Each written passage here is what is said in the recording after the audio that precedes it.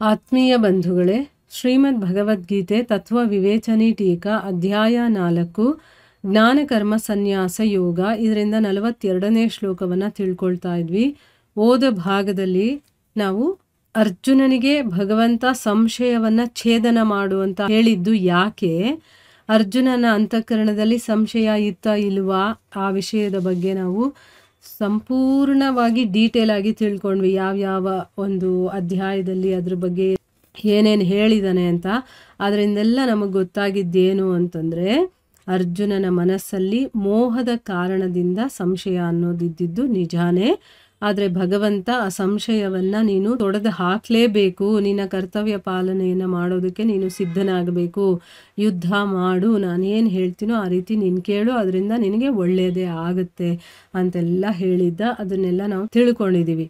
ಈಗ ಪ್ರಶ್ನೆ ಏನು ಅಂತಂದರೆ, ಇಲ್ಲಿ ಅರ್ಜುನನಿಗೆ ತನ್ನ ಆತ್ಮದ ಸಂಶಯವನ್ನು ಛೇದಿಸೋದಕ್ಕೆ ಹೇಳ್ತಾ ಇದ್ದಾನಲ್ಲ, ಅದಕ್ಕೆ ಅರ್ಥ ಏನು?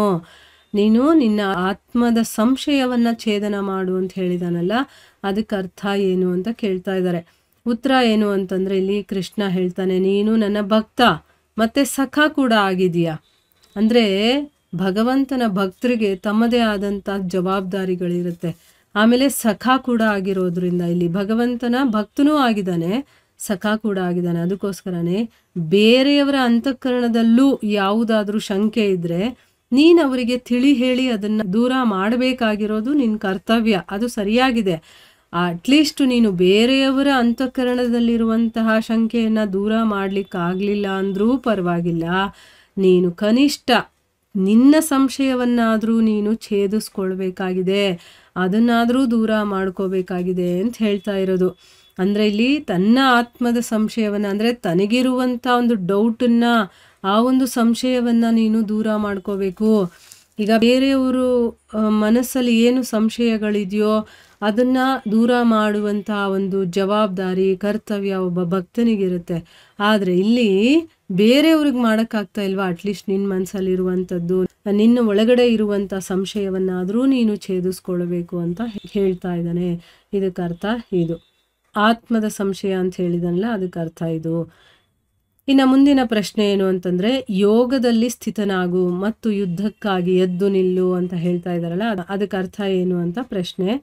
ಉತ್ತರ ಏನು ಅಂತಂದರೆ, ಇದರಿಂದ ಭಗವಂತ ಅಧ್ಯಾಯದ ಉಪಸಂಹಾರವನ್ನು ಮಾಡ್ತಾ, ಅಂದರೆ ಇಲ್ಲಿಗೆ ಆ ಅಧ್ಯಾಯವನ್ನು ಮುಗಿಸ್ತಾ ಇದ್ದಾನೆ. ಏನು ಹೇಳ್ತಾ ಮುಗಿಸ್ತಾ ಇದ್ದಾನೆ? ನಾನು ನಿನಗೆ ಏನೆಲ್ಲ ಹೇಳ್ತಾ ಇದ್ದೀನೋ ಅದೆಲ್ಲ ನಿನ್ನ ಹಿತಕ್ಕೋಸ್ಕರನೇ ಹೇಳ್ತಾ ಇದ್ದೀನಿ. ಅದರಲ್ಲಿ ನಿಶ್ಶಂಕನಾಗಿ, ಅಂದರೆ ಯಾವುದೇ ಸಂಶಯವನ್ನು ಇಟ್ಕೊಳ್ಳದೆ ನೀನು ನನ್ನ ಹೇಳಿಕೆಗೆ ಅನುಸಾರವಾಗಿ, ಅಂದರೆ ನಾನಿಷ್ಟೊತ್ತು ನಿನಗೇನೇನೆಲ್ಲ ಹೇಳಿದ್ನೋ ಅದಕ್ಕನುಸಾರವಾಗಿ ನೀನು ಕರ್ಮಯೋಗದಲ್ಲಿ ಸ್ಥಿತನಾಗಿ ಮತ್ತು ಯುದ್ಧಕ್ಕಾಗಿ ನೀನು ಸಿದ್ಧನಾಗು ಅನ್ನುವಂಥ ಮಾತನ್ನು ಇಲ್ಲಿ ಹೇಳ್ತಾ ಇರೋದು. ಹೀಗೆ ಮಾಡೋದ್ರಿಂದ ಏನಾಗುತ್ತೆ, ಎಲ್ಲ ರೀತಿಯಿಂದಲೂ ಕೂಡ ನಿನಗೆ ಶ್ರೇಯಸ್ಸಾಗುತ್ತೆ. ನೋಡಿ, ಇಲ್ಲಿ ಭಗವಂತ ಅವನ ಮೂಲಕ ನಮಗೆ ಬುದ್ಧಿಯನ್ನು ಹೇಳ್ತಾ ಇದ್ದಾನೆ. ಯಾವ ರೀತಿಯೆಲ್ಲ ಹೇಳ್ತಾ ಇದ್ದಾನೆ, ನಾವು ಇದನ್ನೆಲ್ಲ ಅರ್ಥ ಮಾಡ್ಕೋಬೇಕು. ಇಲ್ಲಿ ಅರ್ಜುನನ್ಗೆ ಹೇಳ್ತಾ ಇರೋದು ಬಿಡು, ನಾವು ಯಾಕೆ ತಲೆ ಕೆಡಿಸ್ಕೋಬೇಕಲ್ಲ. ಅರ್ಜುನ ಅಂದರೆ ಇಲ್ಲಿ ನಾವು, ಅರ್ಜುನ ಅಂದರೆ ಜೀವಿ, ಭಗವಂತ ಅಂತಂದರೆ ಕೃಷ್ಣ.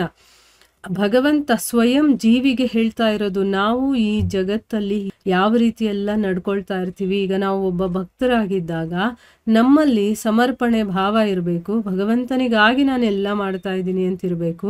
ಬೇರೆಯವರ ದುಃಖ, ಬೇರೆಯವರ ಸಂಶಯಗಳನ್ನು ನಿವಾರಣೆ ಮಾಡುವಂಥ ಕೆಲಸ ಭಕ್ತರು ಮಾಡಬೇಕು. ಆದರೆ ಈಗ ನಮಗೇ ಸಂಶಯ ಬಂದಿದೆ ಅಂತಂದಾಗ ಮೊದಲು ನಾವು ಅದನ್ನು ದೂರ ಮಾಡ್ಕೋಬೇಕು. ಆಮೇಲೆ ಭಗವಂತನಲ್ಲಿ ನಂಬಿಕೆ ಇರಬೇಕು. ಭಗವಂತ ಏನೇ ಮಾಡಿದ್ರು ಅಥವಾ ಇಲ್ಲಿ ಏನೇ ಹೇಳ್ತಾ ಇದ್ರು ಅದೆಲ್ಲ ನನ್ನ ಒಳಿತಿಗೆ ಅಂತ ನಾವು ಅರ್ಥ ಮಾಡ್ಕೋಬೇಕು. ಇಲ್ಲಿ ಭಗವದ್ಗೀತೆ ಹೇಳ್ತಾ ಇರೋದು, ಪ್ರತಿಯೊಬ್ಬ ಮನುಷ್ಯ ಯಾರು ಅದನ್ನು ಕೇಳ್ತಿರ್ತಾನೋ ಅವನಿಗೆ ಅಥವಾ ಓದ್ತಿರ್ತಾನೋ ಅವನಿಗೆ ಅಂತಲೇ ತಿಳ್ಕೋಬೇಕು. ಇಲ್ಲಿ ಅವ್ರಿಗೆ ಇವ್ರಿಗೆ ಅಂತ ಮಾಡಿರುವಂಥದ್ದಲ್ಲ ಭಗವದ್ಗೀತೆ. ಭಗವಂತ ಜೀವಿಗಳಿಗೆ ಹೇಳಿರುವಂಥದ್ದು, ಅದರಲ್ಲಿ ಮನುಷ್ಯರಿಗೆ. ಅದರಲ್ಲಿ ಯಾರು ಕೇಳ್ತಾ ಇರ್ತಾರೋ ಅವರೇ ಅರ್ಜುನ. ಅಲ್ಲಿ ಅರ್ಜುನ ನಮ್ಮ ಬದಲಿಗೆ ಅಲ್ಲಿ ಪ್ರಶ್ನೆಗಳು, ನನ್ನ ಮನಸ್ಸಲ್ಲಿ ಪ್ರಶ್ನೆಗಳು ಹೇಳಬಹುದಲ್ವಾ.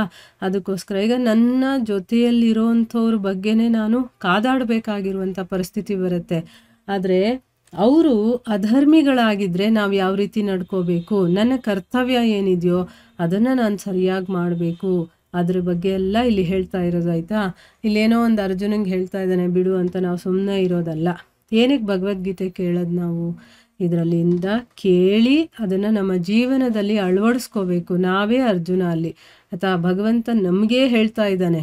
ಅದನ್ನು ನಾವು ಚೆನ್ನಾಗಿ ನೆನಪಲ್ಲಿ ಇಟ್ಕೊಂಡು ಒಂದೊಂದು ವಿಷಯ ಅರ್ಜುನನಿಗೆ ಅವನು ಏನು ಹೇಳ್ತಾ ಇದ್ದಾನೋ ಅದೆಲ್ಲ ನನಗೇ ಅಂತ ತಿಳ್ಕೊಂಡು ನಾವು ಅದನ್ನು ಅರ್ಥ ಮಾಡಿಕೊಂಡು ನಮ್ಮ ಜೀವನದಲ್ಲೂ ಕೂಡ ಅದನ್ನು ಅಳವಡಿಸ್ಕೊಳ್ಬೇಕು ಆಯಿತಾ. ನಮ್ಮಲ್ಲಿ ಯಾವಾಗ ಮಮತೆ, ಆಸಕ್ತಿ, ಫಲಾಪೇಕ್ಷೆಗಳು ಇವೆಲ್ಲ ಇರುತ್ತೋ ಈ ಥರ ತೊಂದರೆಗಳೆಲ್ಲ ಬರುತ್ತೆ.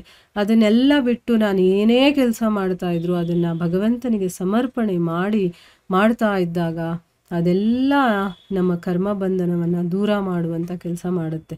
ಆವಾಗ ನನಗೆ ಶ್ರೇಯಸ್ಸಾಗೋದು ಖಂಡಿತ ತಾನೇ. ಅದನ್ನು ಇಲ್ಲಿ ಭಗವಂತ ಹೇಳ್ತಾ ಇರೋದು. ಸೊ ಇಲ್ಲಿಗೆ 4ನೇ ಅಧ್ಯಾಯವಾದ ಜ್ಞಾನ ಕರ್ಮ ಸನ್ಯಾಸ ಯೋಗ ಅನ್ನೋದು ಮುಗಿಯುತ್ತೆ. ಮುಂದಿನ ಭಾಗದಲ್ಲಿ ನಾವು 5ನೇ ಅಧ್ಯಾಯವನ್ನು ತಿಳ್ಕೊಳ್ಳೋದಕ್ಕೆ ಪ್ರಯತ್ನ ಮಾಡೋಣ. ಸೊ ಇಲ್ಲಿಗೆ ನಾವು ನಿಲ್ಲಿಸೋಣ. ಹರೇ ಕೃಷ್ಣ.